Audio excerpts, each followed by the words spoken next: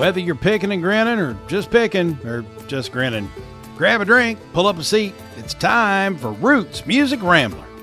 Turn it up.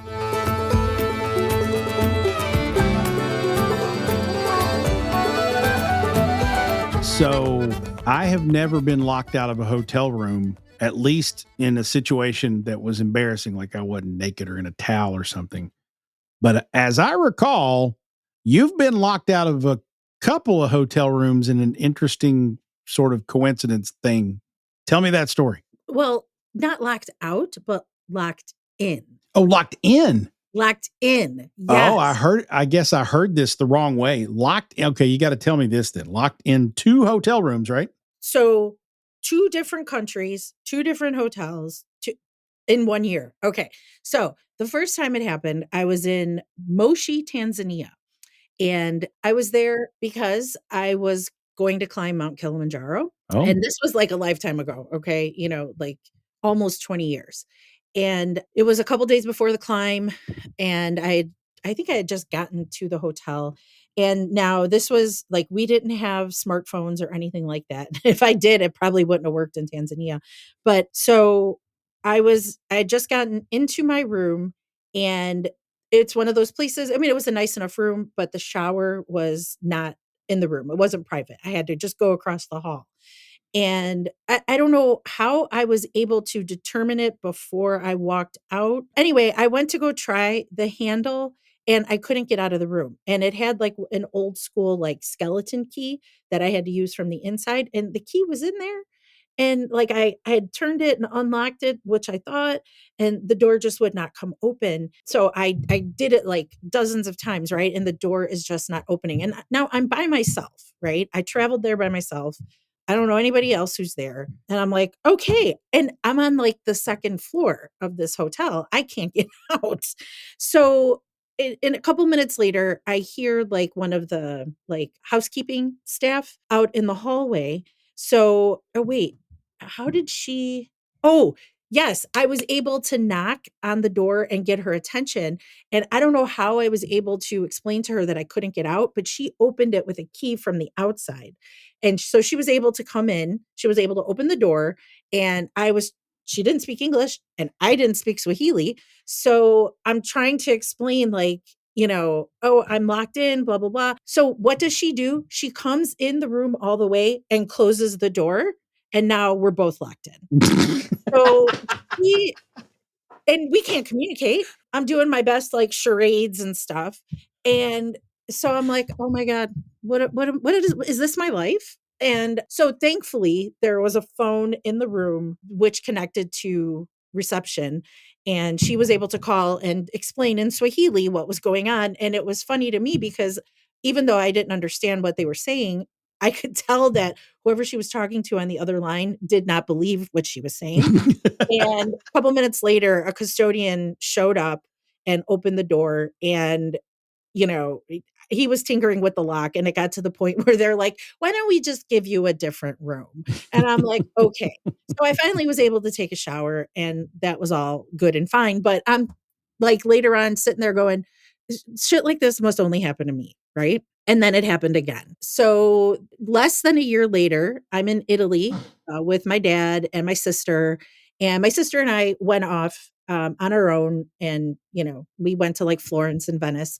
So in Venice, we were staying. It was branded as a hostel or advertised as a hostel, but it really was like an apartment. And we had our own key to get in and out. And what another thing that was really interesting about this place was the bathroom, like the toilet and the shower were kind of in the same enclosed area.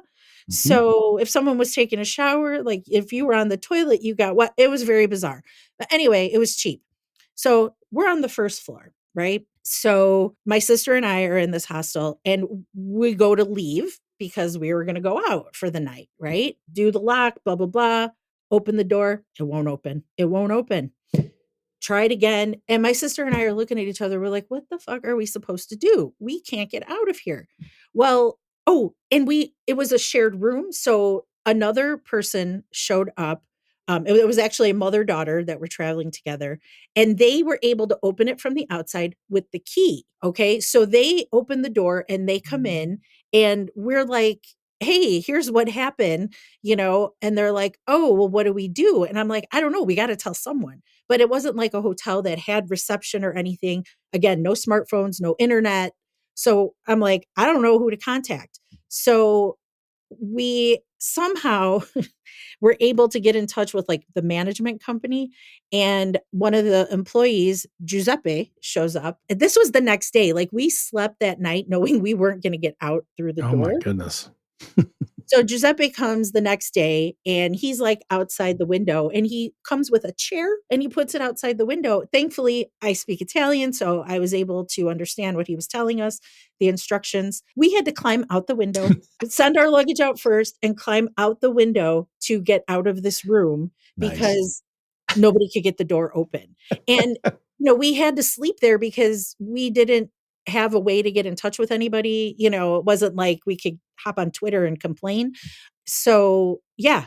So we had to climb out. And again, I'm sitting there going, okay, this happened to me not once, but twice. Okay. How the fuck do people get locked in hotel rooms? That's a good one. I still don't have the answer Yeah. to that question, but it has happened to me. That's a good one. I've never been locked in. I've been locked out, but not in situations where it was embarrassing, like I wasn't dressed or anything like that. But well, getting locked out, and we've all done it, right? You get locked out of your house, your car.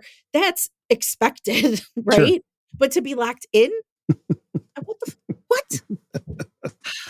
That's a good one. That's a good one. Welcome to Rich Music Rambler. She's locked in and she's Frank. And he's locked out and he's Falls. And we're rambling on through the stories behind the music we love. Yes. And today we are talking with Rachel Brooke. She's a country singer songwriter from Michigan. She's had a number of albums over the years, but she's got a new single out called The Only One, and it is a jam. And since we had a chance to chat with her, we liked the song, we had a chance to chat with her, we jumped on it.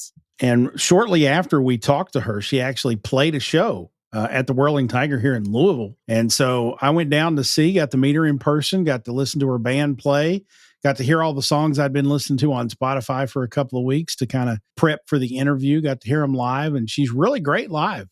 Fantastic show. Really enjoyed seeing her and being able to connect in IRL, as they say on them interwebs. With Rachel, and you guys are going to love her. She's fantastic. She's got a lot of fun stories.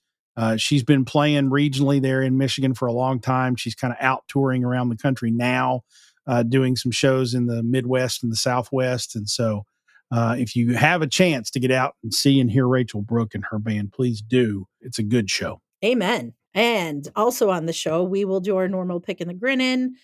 We share our picks for whose music is making us grin. Might be new, might be old. Definitely will be good, though. And before we kick it all off, Jason? Yeah. So I went to an event not long ago in Indianapolis called I Made Rock and Roll. It's actually was the first such event. So I'm pretty proud and happy I got to go to the first one ever.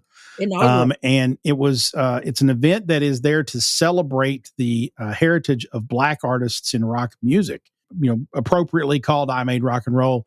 The headliner was Janelle Monáe, and I'll offer up an interesting story that people will yell at me for in a minute about Janelle Monáe. But Gary Clark Jr. was there. The Robert Rudolph Band was there. Meet Me at the Altar was there. But the reason that I went and the reason that I think it was just absolutely fantastic is I got to see Joy Oladokun live, and she played in the middle of the afternoon, and it wasn't that crowded yet. And I was able to walk right up to within a person or two from the stage, get close, get some pictures. She has, I think, one of the most beautiful voices ever. And she played all the songs that I wanted to hear. And I was thinking she probably wasn't going to do my favorite song, which is Sweet Symphony, which is her duet with Chris Stapleton. For obvious reasons, she probably wasn't going to do that. But then she says, somebody, I guess, in the crowd yelled it out or something. And she says, I wasn't going to play that, but I'll play it for you. I wrote this song because my mom and dad, who are Nigerian, are the cutest little people in the world. My dad likes to sing my mom Motown songs, and I wanted to write a song for my dad to be able to sing to my mom. And I recorded this with a white country artist, and they couldn't believe he wasn't black. And and she just told this great story, and I knew as soon as she started to say it, she was going to sing Sweet Symphony, and she sang Sweet Symphony, and I almost cried. It was Oh, so I it would was too. it was awesome. I Oh, loved I it. got the chills. Absolutely loved it. And so she was great. I had never heard of Meet Me at the Altar. Apparently, they're kind of like a emo punk kind of thing Oh, from the Northeast. My girlfriend's son, Xander, had heard of them and was really jealous that we were getting to see them. They were really good. They're real loud, more of a almost like a heavy metal band, but they were very good and entertaining. The Robert Randolph band was fantastic, so good. yeah. He's a pedal steel player, and he is. I will say this: somebody else probably has, but he's the Jimi Hendrix of the pedal steel. This guy, he goes off, and he's really good. His band's really good too. Yeah. His That's sister that's a came out good and way sang a to say couple it. songs, and she's got a great voice. They were fantastic. Gary Clark Jr. Whew, you ever get a chance to go, just go. Yeah. Just take my word for it. Go. He's great. Awesome. And so we had been there for several hours. It was a little on the hot side. We were sitting in the shade. It was a little on the hot side. And they didn't have, in my opinion, the greatest food options. So we left before Janelle Monáe and Oh, did not see Janelle Monáe. And I don't necessarily regret it because we were really hungry and we were really hot. yeah. And we had a couple hour drive home. Oh, yeah, But right. I have been appropriately accosted by my children for not staying to see Janelle Monáe. So I apologize to Janelle Monáe fans, but I did not stay to see Janelle Monáe. Well, I will it's like you probably were never born live in it the down. aughts. Yeah. But anyway, I got to see Joy Oladokun. That's all I cared about. Rest of Right. it was gravy. Well, and that's, I do love me a good festival, but sometimes that is like the downside, having to sit around and in outdoors in the heat or the rain, Yeah. you're just prone to the elements. Mm. So I get it. I get it. And I know the feeling too when you leave before, Yeah. it's over officially. You kind of feel badly about it, but Yeah. you saw who you went to see, and Yep. It is. It sounds is. It amazing. is what it is. I will say this to the organizers of I Made Rock and Roll. You guys did a great job for a first year festival. It was in this park. I think it's called Memorial Park or something like that in Indianapolis. And the park itself sits in this little, not really a valley. It's a park that has like this lower level, and then there's kind of a berm that goes up to an upper level. And it was just perfect for a music festival. Oh, Um, nice. there was plenty of room. There was plenty of people there. It was plenty crowded, but it wasn't overcrowded. They had water stations and stuff. Good. They had plenty of bathrooms. There was a great merch tent that was close. I mean, we sat. There was one of the berms had a row of trees on top of it, so there was enough shade when we got there, middle of the day, to find a spot in the shade. And then as the day went on, the shade grew across Nice. the field so more people could sit in the shade. They did a great job. It was well done. And here's something weird. Karen actually pointed this out. We're sitting there and she looked around, and maybe this is the difference between Indianapolis and Louisville. Maybe it's just the way that event was run. I don't know. But if you were at a music event in Louisville of any kind, and we have plenty of great music festivals here, every third person is a cop. Oh, At this event, I didn't see a single police officer anywhere. There was some security by the gate where the okay. cashier was, but I didn't see a single police officer in this place. And I don't know how they pulled that off. Nobody was unruly. There wasn't Yeah. a reason for police to be there, Yeah. but I didn't even see cops directing traffic around the perimeter of this thing. Is Indianapolis just really well I mean, behaved? I've never known it to not be safe. I've always felt Oh, safe in yeah. that part of town. It's just a little bit north of downtown, but Yeah. I've never felt unsafe there. I'm sure there are good and bad parts of every city, including Indianapolis, but I just could not believe there was not a police presence at an event like this. I mean, there were probably, I don't know, there might have been 10, 15,000 people there Mhm. total throughout the day. Never saw a cop. Unless they were just out of uniform and blending in. Very well could have been. Very well could have been. So whether it is the state of things in Indianapolis where they don't need them, good for Indy, or they do such a good job that you don't notice them, good for the police officers there, whatever. The event I Made Rock and Roll was fantastic. So when it comes around next May in Indianapolis, if you see the event, go. It's a good show. I enjoyed it. A lot of fun. I'll have to keep that on my radar. There you go. We are sipping on a bourbon and I'm out. So we're going to take a quick break for a refill. Take a moment, if you will, and listen to more about our awesome sponsors that help make the show happen, including Muskox Flannels. They're buttery soft and built like a tank. And I need to stop being inappropriate when I tell you about Muskox Flannels. So just trust me. These flannels are fantastic. Go to gomuskox.com/Rambler and then use the code Rambler, all caps, RAMBLER. You're going to get 10 or 20% off. I can't remember. You get a discount. 10%. Off your, is it 10? I don't remember. You're going to get a discount off your order. I think it's 20%. You're going to get a discount off your order. And then $10 of every $100 spent goes to conservation efforts for the actual muskox, which is a real animal up there in them polar regions in the Alaskas. And so they help the earth and its animals. So you can't beat that. Go muskox.com/Rambler. Use the code Rambler. When we come back, we're going to get countrified with Rachel Brooke. Don't go away. This is Roots Music Rambler.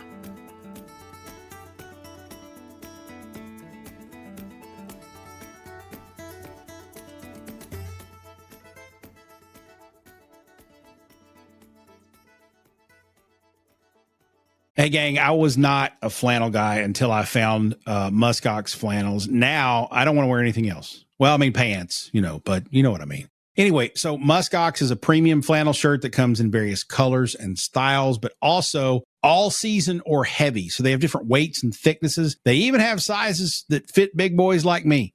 Now, Frank, I hear the ladies like the flannel look. Is that accurate? Yes. Yeah, there we go. Yeah. So one Muskox flannels customer actually said they are buttery soft, but built like a tank. I resemble that remark, especially when I'm wearing my Muskox flannels. They also, by the way, give $10 of every $100 order to support wildlife conservation. So you're doing some good for the earth and the animals on it with every purchase. Visit gomuskox.com/Rambler, browse the collection and get you some buttery soft, built like a tank premium flannels. Make sure you use the code Rambler, all caps, and get the discount on your order. That's gomuskox.com/Rambler. Use the code Rambler, buttery soft, yo. That might be my new hashtag.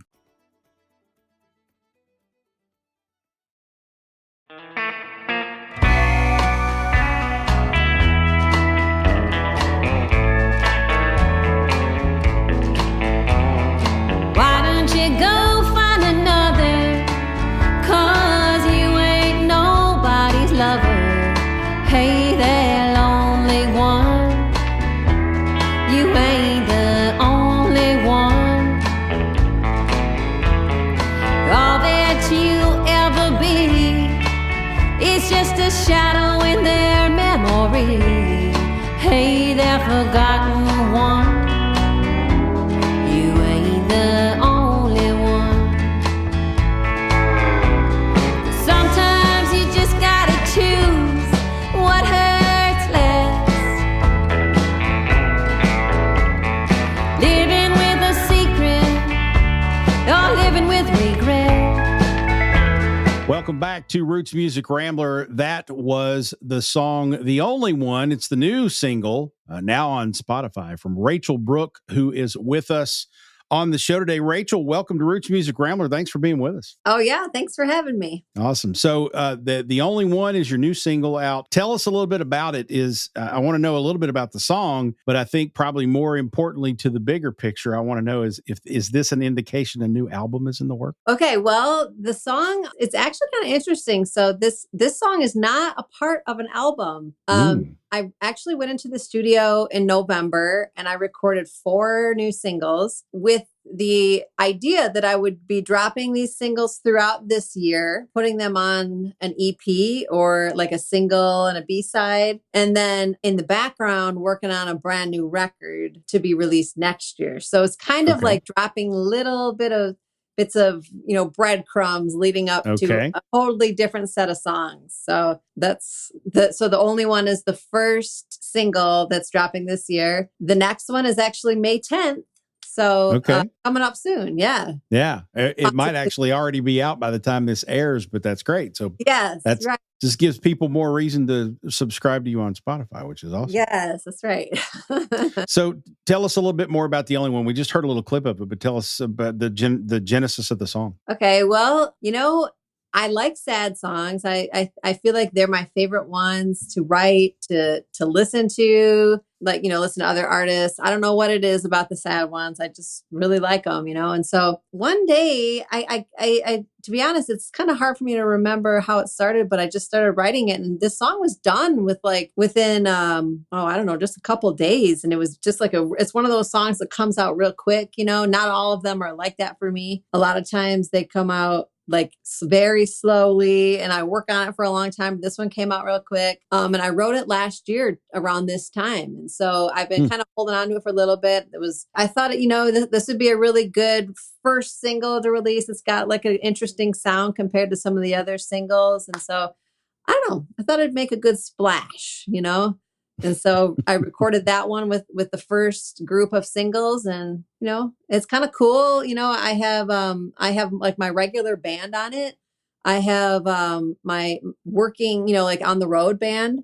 All of them are on it, plus another person who plays steel, who's also toured with me on the road. So we all kind of, it was a nice group effort. Very nice. And then you have 4 previous albums, correct? Yeah, 4 solo albums. Okay. So I've actually done a couple things, so I have 4 full-length solo albums of just Rachel Brooke. And then I have a couple collaboration albums, 2 with Lonesome Wyatt. He's in a band called Those Poor Bastards, and he also does Lonesome Wyatt. And then I did another collaboration with a band called Modern Mall, and then some EPs and stuff like that. And so I have quite a few releases over the last 15 years. We have that, we saw that there's kind of a little bit of a gap in between those releases. So were you working on those other projects, or what else happened? How has your music evolved? Yeah. So I would say, okay, we'll go back to 2012. I had a release called A Killer's Dream, and that worked out. That one worked out pretty good for me. And then in between A Killer's Dream and my next full-length album, which was The Loneliness in Me, I released EP of the Modern Mall record and another collaboration. So it was there was three releases in between that time, and I had a son. So, I wasn't necessarily on the road and all that kind of stuff very much, but I was still working. I wasn't out there that much. And then in 2020, at the end of 2020, was The Loneliness in Me. And then that's sort of, rekindled a lot of I've been going on the road more, and I've been, working a little bit more, but I've been writing a lot. And I know it's so hard to believe that 2020 was 4 years ago. It just seems like it was just last. It does. I can't believe it's true. I believe it's 4 years ago. So yeah, it's been a while since I've actually released anything. I just been writing a lot and trying to get out on the road and trying to, get all my ducks in a row again, after being home with my son. It's sort of trying to restart it all, So I'm curious since you're coming off obviously having a child, which is, far more important than any of this music stuff. So congratulations on that.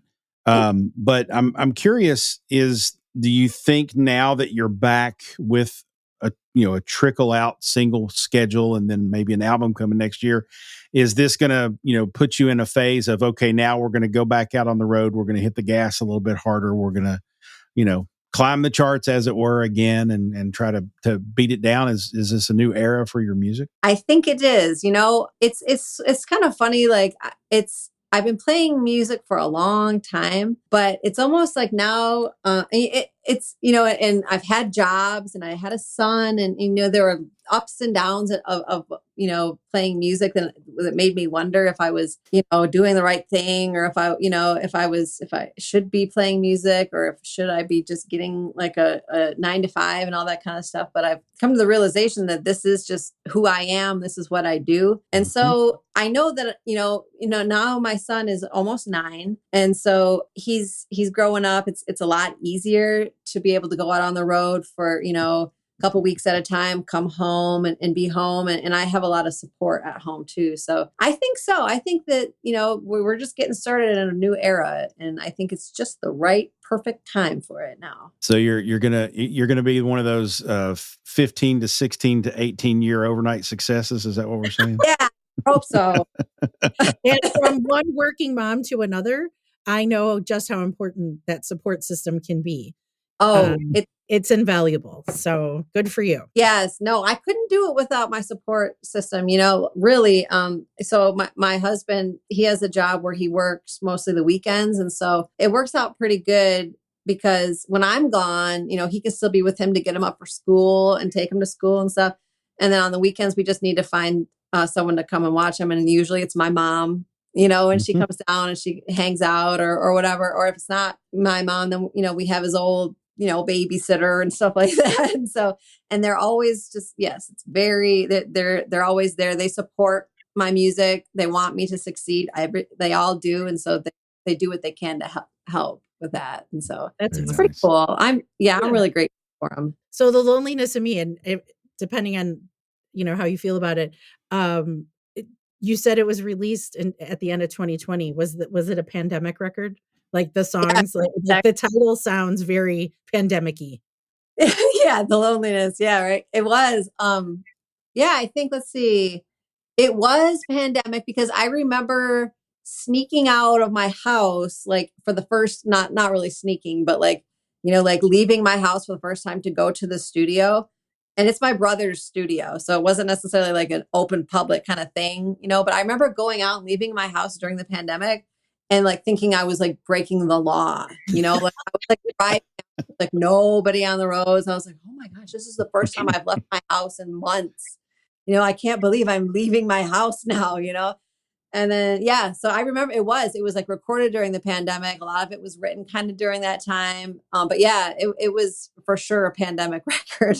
Well, we want to know more about your evolution as an artist after the break, including a conversation that's become a recurring theme on this show with our guests. We want to know more about your history in punk.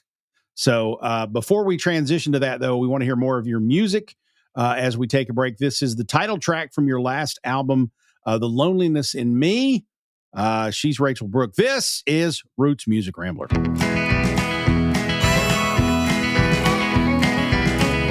Mama called saying, where have you been? I said, Mama, I've been busy at home worrying. She said, well, poor old uncle died. I said, I got tears of my own and need that crying.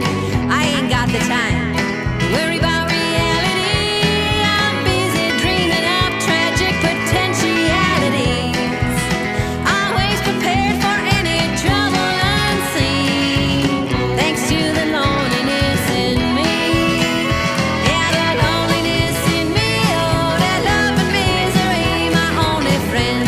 In a world of unpredictability, I sit up on my worry throne in a queendom that I rule alone. Now that's the loneliness in me. Hey, Ramblers, I have experienced a revolution in sound in my house, and you can too. The revolution is driven by Sonos. The Sonos wireless music system lets you play any song in any room, control it all with the Sonos app on your phone or tablet.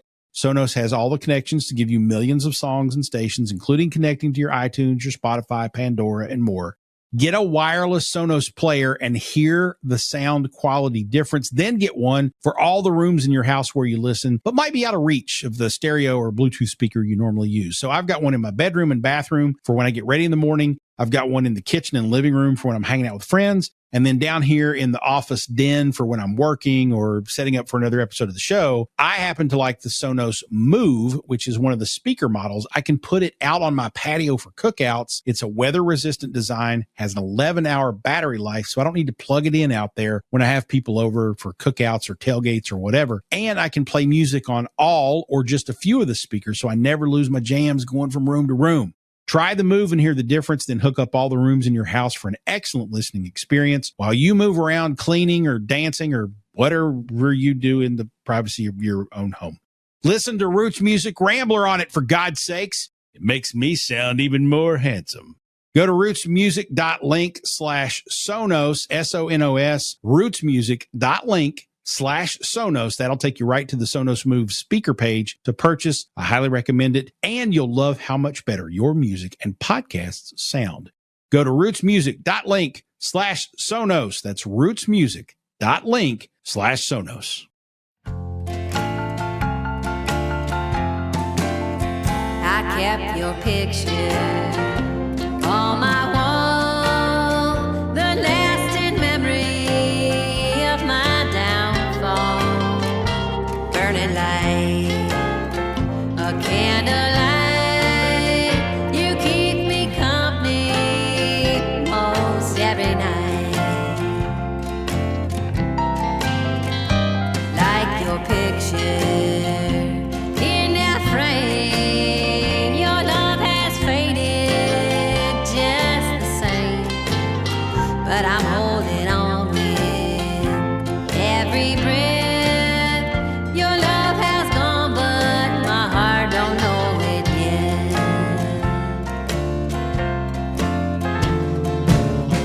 Now I know that you held on. That song is called Picture on the Wall. It's from Rachel Brooke's 2020 album, The Loneliness in Me, which we were talking a little bit about before the break. There are links in the show notes, of course. Rachel, I kind of teased this out before we went to the break, but you have a history in punk. So I need to know more about that.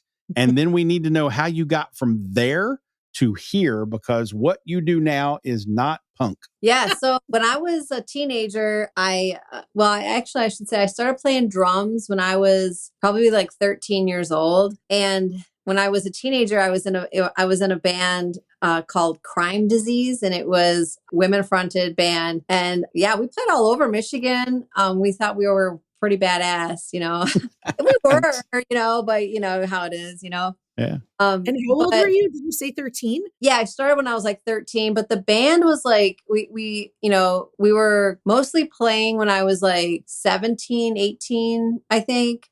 17, Wow. 18, like the time where I was like really playing in that band. And there's some stuff on YouTube if you search. I mean, I don't really point or direct people to it, but it's there. Oh, we're gonna find it. Now we have to. You opened up that can of worms. That's out there. Yeah, I know. But so how I think it kind of like that, like punk rock history or my punk rock history relates to today. It actually really, it still does. So, a lot of like when I was playing and we were getting our own shows, we were putting out our own records, like that was all DIY stuff. That's a lot of like what, like to me, what punk rock really is DIY, community kind of stuff. Mm-hmm. Not necessarily like, labels and all that stuff. I mean, like, labels are very helpful. Independent labels are super cool. But I grew up with the DIY mentality. And so I still am very much DIY. I like to do everything as much as I can. It's a lot more work. But when you rely on like the community, like I said, there's a big community in country music. A lot of them are DIY. A lot of them are independent or with an independent label. It's still very much has that feel. It's like a community, a scene that's still very much DIY and helpful to each other. And I think that I bring that from my history. And that's really why I still exist.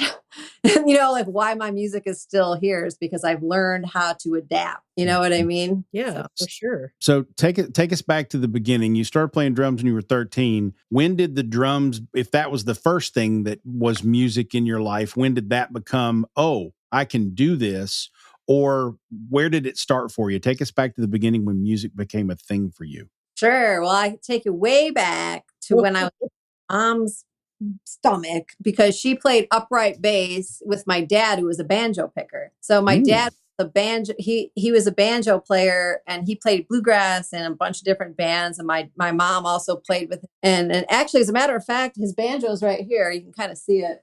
Oh wow. Yes, let's do that. Yeah, because I've been trying to learn it, because he just passed away a couple years ago. But no, so I started way back. I grew up with it in the house, and then I started taking piano lessons. I think I asked if I could, and I think piano was a really good introduction to understanding music. And then I was, when I was about 14, I started to pick up the acoustic guitar and tried to write songs and stuff like that. And my dad needed a guitar player for this show. We were playing it, or he had some show at like some county fair in, some old, real small town in Michigan. And so I was like, yeah, I mean, I can play 3 chords, like I can do this.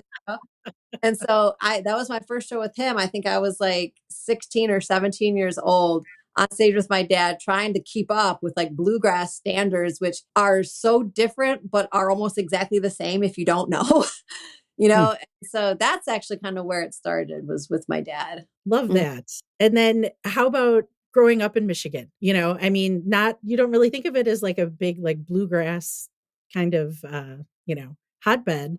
But how did the environment and just being in Michigan influence you? Yeah, sure. Well, it's weird because like Michigan is pretty country.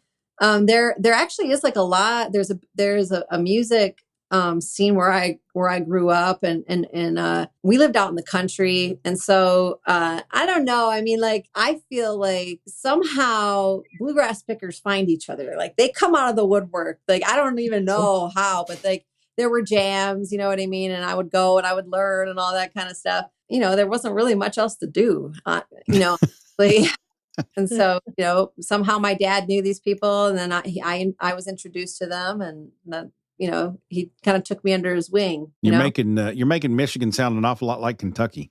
It is. Okay. So where I'm from, yeah, where I'm from, I was actually born and raised up north, which is very like woods and hilly and all that kind of stuff. I live down by Saginaw now, but where I'm originally from is a little town called Lovell's. So like out in the middle of nowhere, it's kind of out there. You're talking my language. Yeah. And Jason, I will have you know that there are certain parts of Michigan, like little towns and stuff, where like the end of the name of the town is dropped and replaced with Tucky. Okay. Mm-hmm. Oh yeah. So I'm not going to name any now. I don't want to offend anyone. Okay. But that's right. it's there. That's why when you said that, I'm like, oh yes, there definitely is that. Oh yeah. No, we'll take it. That's fine. We'll annex part of that state. We don't mind. Yeah. All right. So I am still trying to get from Dad's a banjo picker, and you're playing guitar at a county fair with your bluegrass playing dad, and a year later you're in drumming in a punk band. There's some dots that need to connect there because I don't understand. Those dots are connected by I was a very angry teenager, and punk rock was my outlet to that, or for that. It was just really cool. My friends were really talented musicians also. And, I was playing drums. I was in the band, and I learned how to play. I was in percussion and stuff like that. So I was already kind of playing the drums, and it just we naturally needed each other at the exact same right time. And that's how we let loose, I guess, Teen angst will get it every time, won't it? Yes, that's exactly what happened. So were you angry because you were having to play with your dad at county fairs, or was it other things? No, I just, family stuff, just I feel like it was a really tough time for me, and family problems and stuff like that. And that's just how I pulled away and rebelled, and that's just I think that's why I think a lot of people go to really all kinds of music. It's an outlet, and that's kind of how it starts, and that's how it was for me. So complete the cycle for us. You're in a punk band as a teenager. How do you come back to country music and becoming a country music singer? Because that's really, I think, what you are now and what you have been for quite some time. For sure. Well, so country and bluegrass has always been my home. You know, I always consider myself very nostalgic, or just very all about comfort, like I wouldn't say comfort, but what feels good, you know. And country music is that for me. And so, like, you know, I started out as a kid listening and hearing it, and you know, that's what my whole childhood is. I kind of rebelled, but then I came back and I started, you know, writing my first real country music songs probably when I was like 19 or so, 19 to 20. And then that's just kind of where I stayed, you know. That's really where my heart is, you know. Like I don't consider myself a punk rock anymore, you know. Like I like it and I still could have fun doing it, but it's not necessarily where my heart is at the moment. It's back home, you know. For sure. I think that's relatable, you know. Yeah. Mhm. Definitely. And then you mentioned earlier Lonesome Wyatt. Yeah. So you did your 2009 album A Bitter Harvest was a duet with him. Yeah. So what was that like? Can you tell us about that project? Yeah, that was super cool. So I think Wyatt and I met in Montana. I'm pretty sure that's the first time we met on a tour out there. And we just started talking, and he asked if I would like to do like an EP or something with him. I said, yeah, of course I would, you know. And we ended up doing a whole album, and it was pretty cool. You know, we did 2 records together. He wrote half the songs, I wrote half. And then he was kind of mostly like producing them, and we worked together. You know, I would go to his studio, and we kind of spent like a week together, you know, recording and all that kind of stuff. And I don't know, it was just that's kind of cool. It's like gothic country kind of sounding, little bit different than some of my other stuff, you know. And super cool though. I really like those records. I'm proud of those records. Well, you should be, and I think we should listen to a little. So. We're gonna go to break here. We are talking with Rachel Brooke, and she was just talking about her project with Lonesome Wyatt. So this is from A Bitter Harvest with Lonesome Wyatt and our guest Rachel Brooke. You know I'm going to go here. The song is called "This Is Only the Booze," and this is Roots Music Rambler. Only the booze make me feel this way, and it's only the drugs make me wanna stay. This world is crashing onto the ground. Ain't no need to worry, that's where I'll be found. Tired of breaking those hearts, I'm tired of waking up alone. I'm tired of making promises I can't hold, 'cause it's only the booze make me feel this way. It's only the drugs make me wanna stay. Every night about this time,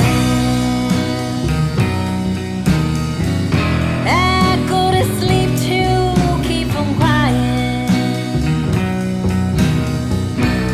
Every night about this time, I go to sleep to keep from crying. 'Cause my pain, he always running around. Whoa, can't you see what's wrong with me? I try, and I try, but I'm not satisfied. That's Every Night about this time from Rachel Brooke's 2012 album called A Killer's Dream. I really enjoyed that album, Rachel. It's got a little bluesy rockabilly vibe to go with that good country sound and songs. Tell us a little bit about that album, Rachel, based on the title, A Killer's Dream, and kind of the theme that seems to weave throughout the songs. It comes across as a themed album. Is that an accurate description? Yeah, I mean, Yeah, I think it is. I mean, I'll tell you, like, I was really into old school, like R&B, jazz, kind of stuff. I was really into that. And so at that time, like the songs I were writing were very much like country blues or country bluesy, jazzy. I don't know how you describe it, but that's just what came out. But yeah, no, I mean, like that record was super cool. Like when I went in to record that record, I wanted to do it like as live, like live. So I recorded that with a band called Viva La Vox. And we were on the road for like 6 weeks right before that. And we came into the studio and cut it live. And, for the most part, it was cut live because I did 2 sessions, one with them and then a couple other songs with a couple other people. And yeah, it was super cool. And you know what? I pressed that record on, I did like an original, like 500 vinyl, and they sold out. They've been sold out for years. I'm actually having them repressed. And so for the first time they're being repressed, it's going to be really limited, but like pretty soon. I mean, I'll maybe be announcing it soon, but. Okay. Well, right. You just announced it. So yeah. Oops. And when we have, when you have more info and you share it, we will definitely share it also. Oh yeah, for sure. For sure. Yeah. That's good stuff. That was a cool record because I didn't expect it that, so before this kind of came out like before the change. And I say like the change because it's like, it feels like nowadays getting out your music into the world is almost like a mystery in some ways to me. Like it's very much up to like the algorithm and things like that. And I'm not really even sure like how you get it's just tough, especially as for an independent artist I don't have a lot of money to hire people to like talk to other people in the industry. You know what I mean? It's all connection. And I know that. And I'm not saying there's anything wrong with it, but it used to be different.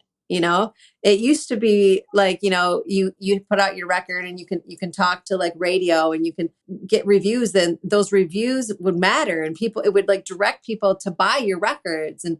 And so back then in A Killer's Dream worked out pretty good. Like I had a lot of good response to that and I had lots of people buying my records and stuff like that. And so that I feel like that was like a key record for me, And so, nowadays, it's hard to say what's going to happen. I think that my writing's better. I think a lot of things are better, but I miss the old days.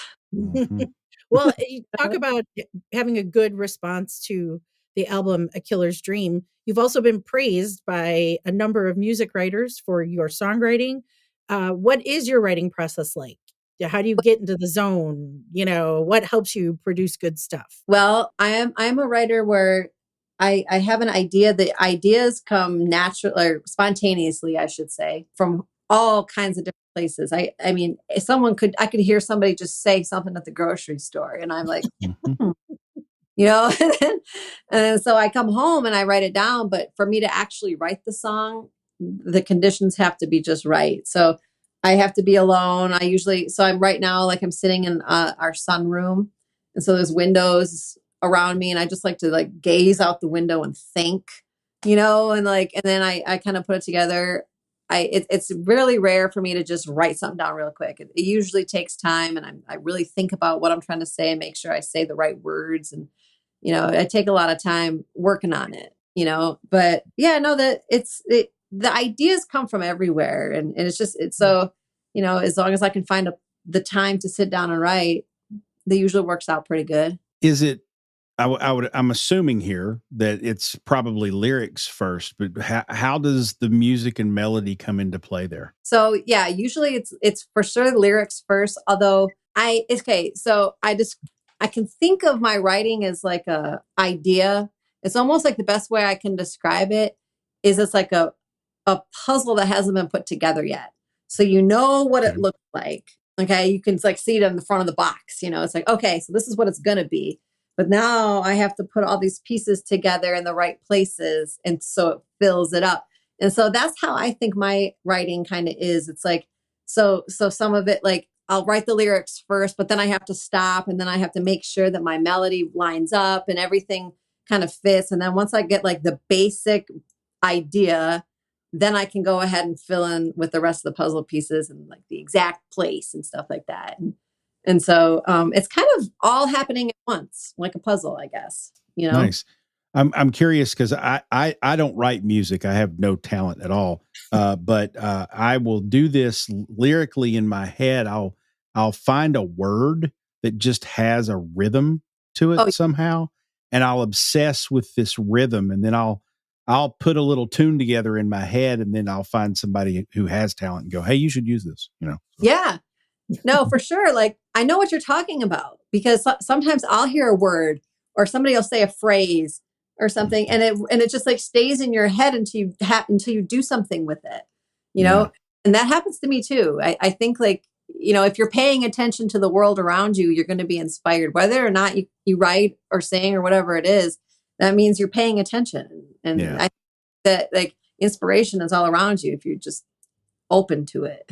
I like to think that that's what happened when Jason Isbell wrote Tupelo, because Tupelo is a very unique sounding word with a nice cadence in how you say it. Tupelo, Tupelo. Yeah. And, when I get out of this hole, I'm going to Tupelo. Had to roll off his, out and brain at some point. So for sure. No. Yeah, for sure. So like, that's interesting that you say that because like some of my new songs coming up, the word choice is so important. Like, like one word can make the difference. Yeah. Sure. And I have some new songs coming up. I don't want to like necessarily spoil the surprise or whatever, but like, it's so funny because I have this one song and it's like, I say words that I never thought I'd say in a song. Like never, ever thought I'd say, but I specifically say them because it makes the song, that song is called, just so whenever it comes out, it's called When Noob Gets the Crud. And it's about my stepfather who got sick. It's like a funny song, it's like a funny Shel Silverstein inspired song. So it's like, I'm saying all these like weird words that like, nice. Yeah. Pork roast is one of them. It's like, who says pork roast in a song? Or like, nice. Who says like rhubarb or, you know what I mean? It's like very specific for this type of country music. And so, yeah, you just have to wait for it. But yeah, the word choice makes the difference for sure. Hey, if the king of pop can get away with Wamasei Wamasama Makusta, you're good, right? So. Yeah, right. I saw a documentary recently about the 40th anniversary of Thriller, and the backup singers asked Michael Jackson what that meant, and he said, "It doesn't mean anything. Just sing it." So there you go. My whole life, hold on. My whole life, I thought it was like in a different language. I thought it was like Swahili or something. No, it's just noises. In a pattern, according to the Mavis singers or whoever I can't remember their name, but they were the backup singers for the album. All right, so sorry, we're getting sidetracked here. Rachel, you talked a little bit about what's next with the trickling out some singles and then an album probably in 2025, which we're already excited about.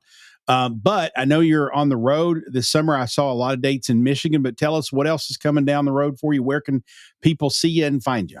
Yeah. So I actually just got home yesterday from a tour out in California and that was pretty cool, but that's in the past now, so, I have, a couple things coming up in May. I have a couple little tours like, around the Midwest. I'll be heading down to Tennessee probably in September and then, picking up gigs all over, we have some festivals and we have some private events. Then we have some just dates like routing around them. Keeping myself open to opportunities also though, see if anybody wants to play some shows together or whatever, kind of just always out there, willing to think and willing to, I guess, talk about other possibilities, Well, good. Well, hopefully people will hear you on the show and somebody will be like, "Hey, I need somebody to come to wherever with me." And now you got your new gig. So, well, we'll make sure there's links to your website so people can keep track of where you are and all of the songs and albums and whatnot on Spotify, including the new couple that are out now. And we hope everybody goes and comes out to see you and support you and listens to your music and spreads the good word. So thanks for taking some time with us today. Oh, yeah, for sure. This is great. We'll have to do it again. Absolutely. Yeah. We're banking on the fact that all of our guests are going to be big shot superstars someday and then come back and hang out with us, which will be very cool. So let's go out with one more tune. This is actually also from A Killer's Dream. And this, by the way, is Rachel Brooke's most listened to track on Spotify, I believe. It's called Late Night Lover. She's Rachel Brooke, and this is Roots Music Rambler.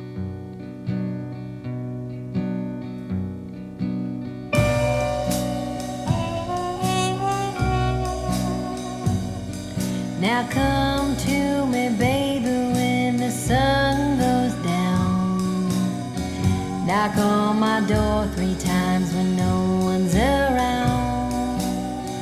My days are long and ever so lonely, but in the evenings when I want you only.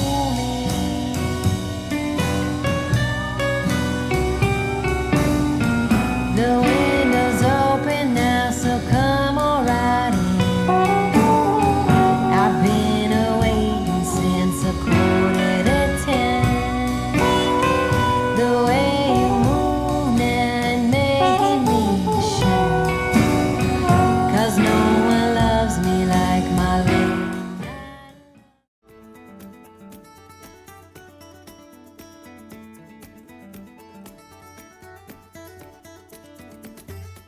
Welcome back to Roots Music Rambler. Rachel Brooke, check her out. Great live show, good songs, good country music for you.